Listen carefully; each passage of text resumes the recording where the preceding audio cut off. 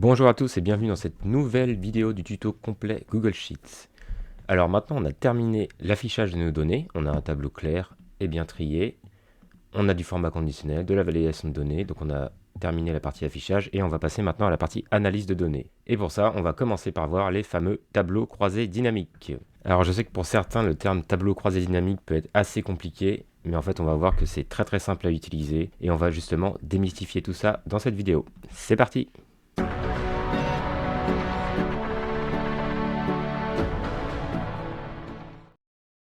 Donc on va repartir du tableau qu'on avait fait la dernière fois, que j'ai un petit peu modifié. C'est-à-dire que si on regarde ici, il a maintenant 242 lignes. En fait, j'ai copié-collé un petit peu toutes les données. Et histoire d'avoir des données un petit peu aléatoires, j'ai mis les montants entre 10 et 100 euros, de façon complètement aléatoire. On voit que la carte de couleur là a changé. J'ai mis des pourcentages aussi aléatoires entre 0 et 1. Et enfin, j'ai mis des dates aléatoires entre le 1er janvier et le 31 décembre 2023. Donc vous pouvez récupérer ce tableau dans la description. À chaque fois dans la description, je mets le fichier initial qui correspond du fichier de début de vidéo et le fichier corrigé qui correspond au fichier de fin de vidéo. Donc là, vous pouvez récupérer ce fichier-là en allant chercher l'initial et ça va vous créer une copie dans votre drive. Donc tout d'abord, un petit peu de définition. Qu'est-ce qu'un tableau croisé dynamique? Donc c'est un tableau, c'est-à-dire qu'il a des lignes et des colonnes, comme tout ce qu'il y a en fait dans Google Sheets.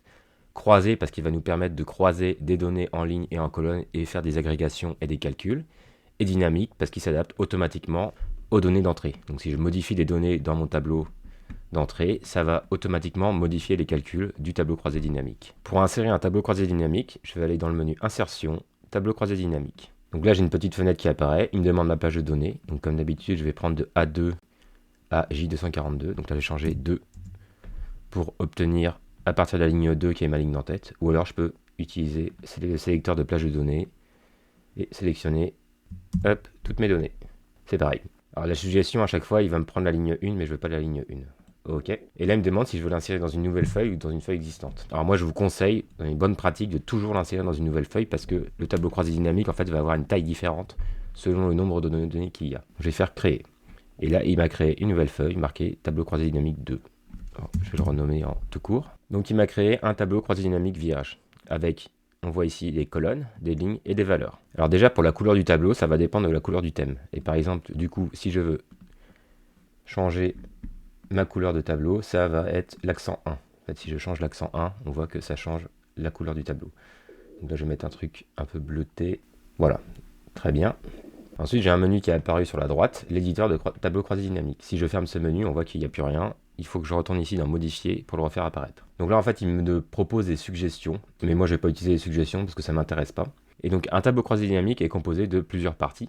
On a des lignes, des colonnes, des valeurs et des filtres. Pour les lignes par exemple, c'est les données qui vont être affichées en ligne, et en colonne du coup c'est les données qui vont être croisées avec les données affichées en ligne. Par exemple ici je vais ajouter la catégorie en ligne. Là voilà, on voit que j'ai mes 12 catégories, donc qui correspondent à la première colonne, avec mes 12 catégories.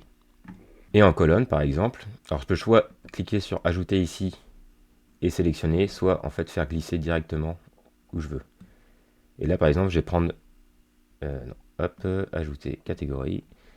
Et en colonne, je vais prendre le texte qui vont être en fait les prénoms des personnes.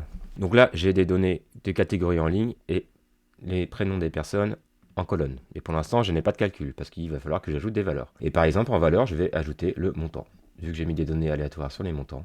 Et là, en fait, ce qui va se produire, c'est que par défaut, il va me sommer tous les montants. C'est-à-dire qu'il va prendre toutes les colonnes catégorie 1 avec le prénom Bastien, il va prendre le montant et le sommer. Et il va me faire aussi par défaut le total général de la catégorie en ligne et de la personne en colonne. Alors on peut changer, justement, synthétiser via, ici, nos montants via sum. Donc sum, c'est une somme.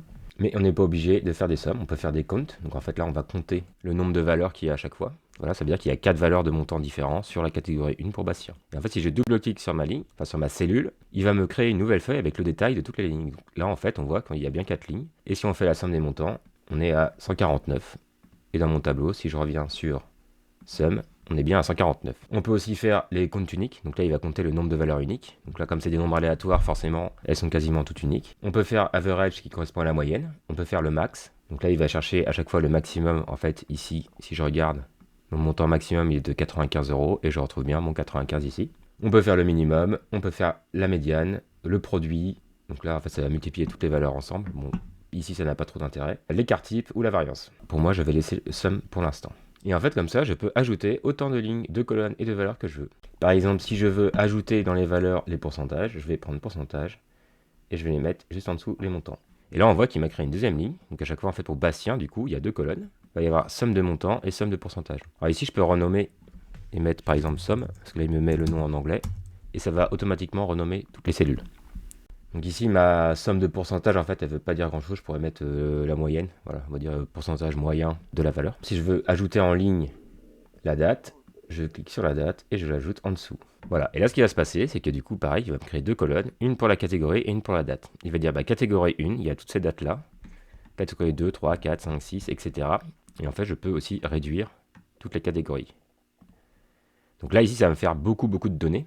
Et si j'inverse les deux, si je mets la date par cliquer déposer au-dessus de la catégorie, là, on va avoir l'inverse. On va avoir d'abord les dates et ensuite les catégories. Donc là, je vais avoir énormément de lignes. Par contre, l'avantage pour les dates, vu que c'est bien formaté en tant que date, si je fais un clic droit ici, je peux créer un groupe de dates de tableau croix dynamique. Et par exemple, je veux synthétiser toutes mes dates par année-mois. Donc là, je vais cliquer sur année-mois.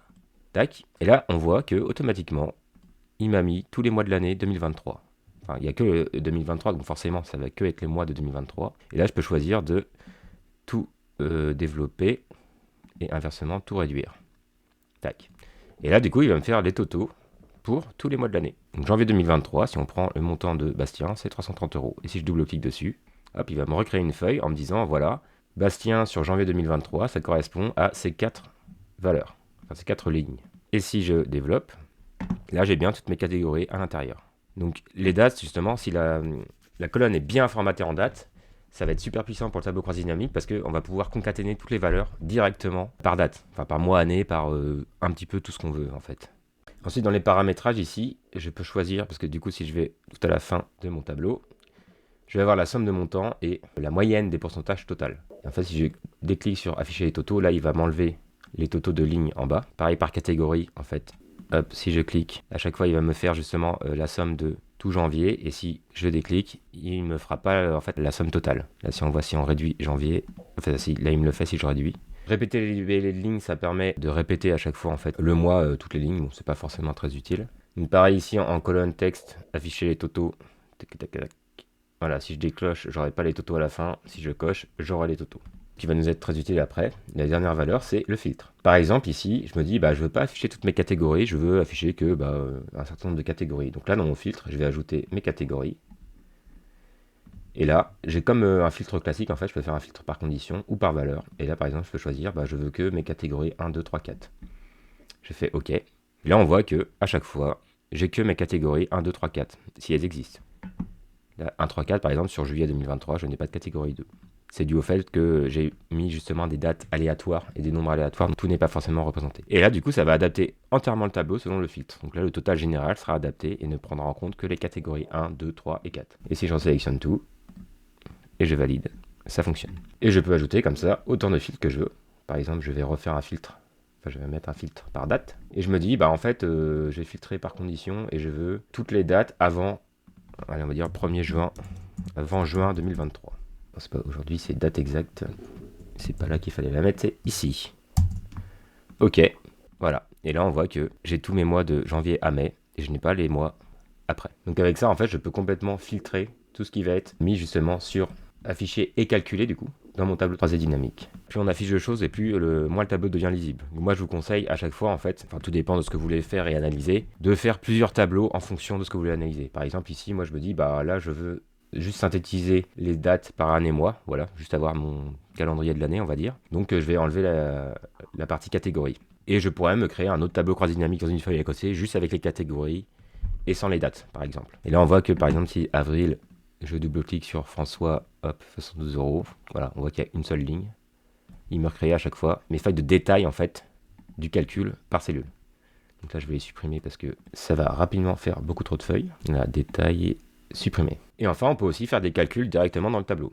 Par exemple, au lieu d'avoir la somme des montants et des pourcentages, je vais dire, moi, j'aimerais bien, enfin, au lieu d'avoir le pourcentage là, j'aimerais bien avoir, en fait, le montant multiplié par le pourcentage. Dans valeur, je vais faire ajouter champ calculé. Hop. Alors par défaut, synthétiser via sum, donc là il faut que je lui mette justement quel champ je veux calculer. Par exemple, je veux dire, je veux le montant, donc il faut que je mette exactement montant, exactement comme c'est écrit en en-tête en fait, fois pourcentage. Voilà. Alors là, il me dit synthétiser via sum ou personnaliser. Alors là, en fait, attention, je fais synthétiser via sum. Et en fait, il me donne 927,3. Et si je prends le détail, 927,3, en fait, il a fait la somme des montants, la somme des pourcentages et il a multiplié les deux. Donc, c'est pas vraiment ce qu'on veut. Parce qu'en gros, la somme des montants fait 330 euros, la somme des pourcentages 280%, et l'un fois l'autre, ça fait 927,3. Moi, en fait, là, je veux faire une somme de produits. C'est-à-dire que je veux calculer ligne par ligne, faire montant fois pourcentage, plus ce montant-là fois ce pourcentage, plus ce montant-là fois ce pourcentage. Et là, en fait, il va faire la somme de tous les montants, la somme de tous les pourcentages, et multiplier les deux entre eux, ce qui n'est pas du tout la même chose. Donc là, je vais faire personnaliser. Et ici, par contre, je vais être obligé d'utiliser une formule qui s'appelle SUMPROD, la somme de produits. Donc là, je vous la donne directement. On verra plus tard aussi les formules. SUMPROD de montant, point virgule, pourcentage. Il faut que je sépare les valeurs à chaque fois. Je valide. Voilà. Et là, du coup, on a bien à chaque fois 244,18.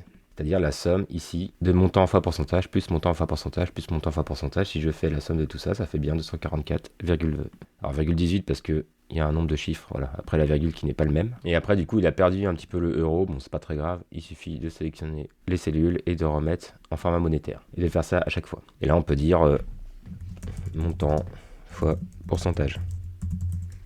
Voilà, donc ça peut être bien en fait si jamais on a un montant unitaire et qu'ensuite on a une quantité, on pourrait calculer le prix total en multipliant justement le montant par l'unité. Après notre tableau justement on peut le formater comme on veut. Par contre faites attention, là par exemple si je veux appliquer un formatage que ici, et si j'enlève ou j'ajoute des données, en fait le tableau, la taille du tableau va s'adapter aux données et du coup le formatage ne va pas suivre. Après on peut le faire avec un format conditionnel justement. Et c'est pour ça que je vous conseille de toujours créer vos tableaux croisés dynamiques dans une feuille séparée. Parce que là, admettons, je rajoute des données sur une année ou deux ou trois, et en fait, je vais démultiplier le nombre de lignes du tableau de croisé, et pareil, en termes de colonnes, si j'ajoute des prénoms ou si j'ajoute d'autres données. Comme son nom l'indique, c'est un tableau croisé dynamique, c'est-à-dire que sa taille est complètement dynamique en fonction des données. Donc en fait, vous ne savez pas à l'avance combien de lignes et de colonnes ça va prendre sur votre feuille. Donc vaut mieux le mettre sur une feuille séparée et avoir en fait une feuille par tableau croisé dynamique. Ah, une dernière petite astuce pour l'affichage aussi. Ici, on a un petit sélecteur de valeurs en tant que colonne ou ligne. En fait, ici, par défaut, quand on met par exemple deux valeurs montant et montant fois pourcentage, il va nous mettre en colonne. Donc Bastien va avoir une colonne ici, une colonne ici. Si on veut que nos données soient plutôt en ligne qu'en colonne, ici on sélectionne ligne au lieu de colonne. Voilà. Et là, en fait, ça va inverser, c'est-à-dire que Bastien est que sur une seule colonne et montant et montant fois pourcentage sont passés en ligne. Donc du coup, pour Bastien, c'est passé en ligne au lieu de colonne. Voilà, ça inverse juste, on va dire, l'affichage entre les lignes et les colonnes, ça fait un peu une transposition. Bon, par défaut, je vais laisser en colonne. Donc voilà un petit peu comment fonctionnent les tableaux croisés dynamiques. Alors évidemment, comme pour tout ce qu'on a vu depuis ici, là pour l'instant c'est un petit peu le cours et on aura l'occasion de repratiquer sur justement des exercices pratiques avec des cas concrets de mise en situation avec des données réelles qui pourront vous être utiles. Merci à tous d'avoir suivi cette vidéo. N'hésitez pas à vous abonner, à mettre des commentaires, à mettre un like, pouce vers le haut si jamais vous avez aimé la vidéo. Et je vous dis à bientôt pour une prochaine vidéo.